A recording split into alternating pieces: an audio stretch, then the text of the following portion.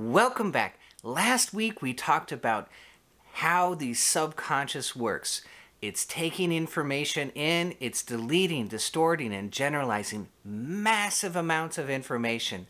So of all the information flooding through our senses every second, we are drastically reducing it through the subconscious. And we're only getting little drops of information every second because that's all we can possibly begin to process. So everything that the subconscious thinks might be unimportant is squashed and thrown out from the equation every second. And so you're living in just a very, very surface life when we're living in the left brain. By necessity, we're living just on the crust of the crust of the crust of what life is and what it possibly can offer. Now that sounds kind of negative, but it's actually quite positive because it means if you can change the filter, then you're going to radically cause a shift in what you perceive in the world around you. The very fabric of the universe is going to shift because your focus is going to shift.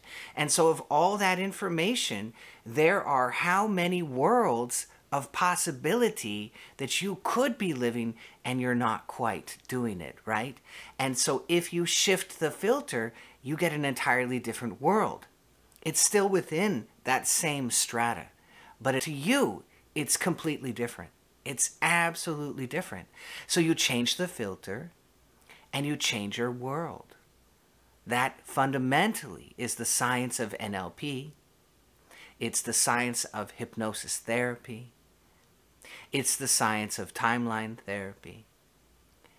And this idea that if we can change the filter, we can immediately change the world around us. One of my students got the idea. He goes, this relates, doesn't it? This relates to the OM Japa in the chakras.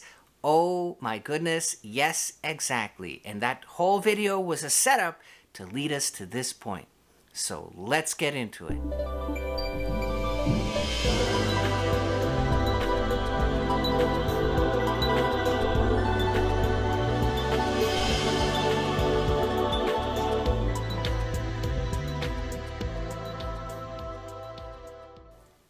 One of my students sent me this book. He said, have you read this book, The Holographic Universe? I said, yes, I adore this book. And this was required reading with Tad James. This was on his list of must-read books because it explains the body-mind connection and it explains how one thought can affect your whole body and your whole world. The holographic universe sets up this idea of a holographic plate. And the interesting thing about a holographic plate is you can take that plate and let's say you shine a laser through the plate and so out pops a holographic image of an apple. Now you can take that plate and you can break it in half and now shine a laser through half of the holographic plate and you will still have an apple pop out the other side. And then you can break it again and again and again and again. And no matter how many times you break that plate, when you shine a laser through it, you will still get an apple. The resolution will go down, but the apple will still appear because the holographic plate, by necessity, holds the apple in the entire plate. Now think about that. The whole plate has the idea of the apple inside of it. So you shine the laser through any piece of the plate and the apple comes out. So that's a fundamental idea inside that book. And now consider that every part of your body is bathed in neurotransmitters. So you have one nerve cell and another nerve cell, and they want to talk to each other. And so they shoot a message through. And what helps enable that passage of current and message are all the little neurotransmitter chemicals, which are hanging out between the two nerve cells, the two neurons. So the communication which is going on inside of the body, part of it is done through neurotransmitter chemicals. And there are so many neurotransmitters floating inside of your body that if we could stick you in a vat, right? You stick me in a vat, you take away all the skin, all the bone, all the muscle, and all you leave is the neurotransmitters. There are so many neurotransmitters floating in my body that you could look at that suspension of neurotransmitters and you go, oh my God, that's Forrest. I know that guy. That's how many neurotransmitters are floating inside of you, helping this communication all of the time. And what that means is, whatever thought you have is instantly communicated with the rest of the body. So if you think to yourself, oh, I'm no good, your whole body is receiving that message. And you can see somebody shift as they enter into a negative emotion or a limiting decision. And if you see relief of that, they let it go. They throw it out, right? I'm so over this and I let it go. I don't need it anymore. I'm dropping that weight off on the curbside and I'm leaving it behind because I have a new understanding, right? In that moment, you see them light up like a Christmas tree because all of those neurotransmitters are communicating to the entire form. Every bit, every nook and cranny receives the message. So whatever is contained inside of the filter of our subconscious is going to be communicated to the entire form. Whatever is in one part of the hologram is in the whole hologram because of the neurotransmitters, right? They are communicating the message to the whole. Whatever thought you think, whatever feeling you feel is instantly translated and communicated to the entire form. I read a study a while back that when you enter into a depression, a sadness, that your immune system does not just go down, it almost shuts off. That's the communication that's going on inside of you. When there is an overwhelming negative emotion, the entire structure of your being is communicating that inside of you. So we wonder why certain illnesses collect in certain parts of the body. And you have this wonderful information out there by medical intuitives, and they're lining up parts of the body with well-known psychological, emotional associations, right? And all of that is relevant because of this principle, which is shared in the holographic universe. If you have a thought, if you have a limiting decision, if you have a limiting negative emotion, it is instantly translated to the entire form. So it becomes more and more obvious that we ought to get over our hang-ups as much as possible. I remember Tad said that the kahuna would go after you, that the kahuna in Hawaii, in the old Hawaii, right? If they saw that you were not forgiving somebody, they would come after you and go, you have to forgive this person. Why do I have to forgive this person? He's a jerk. He's a this. He's a that. Why would I have to? Because you are carrying the burden. You are carrying that inside of you. It is eating you inside. So they would require you to let it go for your own good so that you didn't carry that inside of yourself and create complications in the body over time. Forget the jerk. That's his problem. You have to forgive, the kahuna would say. So we look at all that and we go, wow, therapy is very relevant to my entire being, my entire life, my entire outlook on my universe. The universe itself requires my therapy. If I want to change my universe, I better change myself. Wow, therapy is great. I love therapy. I love almost every single kind of therapy I've ever seen. I love it. The intent is so fantastic and it's going to help you in so many ways. Now that being said, there are 1,000 self-help books out there, and we can look inside of ourselves. We can write down our past. We can examine ourselves, right? The unexamined life is not worth living, they say. all of that is wonderful. And you will find inside of yourself things that you want to resolve, you want to get over. And that is so amazing, because just knowing that is the first required step. If you don't know, how are you going to overcome it? And that's where the OM Japa comes in miraculously. When I was studying NLP with Tad, they brought up an amazing quote by Donald Rumsfeld. And it was such a perfect linguistic riddle. It's very simple, the idea, but the way that he said it, and it was so clearly stated, it was such a beautiful linguistic riddle that Tad just loved it. And so let me read it to you. So he's responding to a reporter about what we know, and he says, there are known knowns. These are the things we know that we know. There are known unknowns. That is to say, there are things that we know we don't know. But there are also unknown unknowns. These are the things we don't know we don't know. Now think about that just a moment in terms of therapy. So there are known knowns. There are things that we know that we want to overcome inside of ourselves, inside of our personality. And there are known unknowns. There are things that we know we don't know about this. We know we don't know about that. We know that there's something there that we don't know.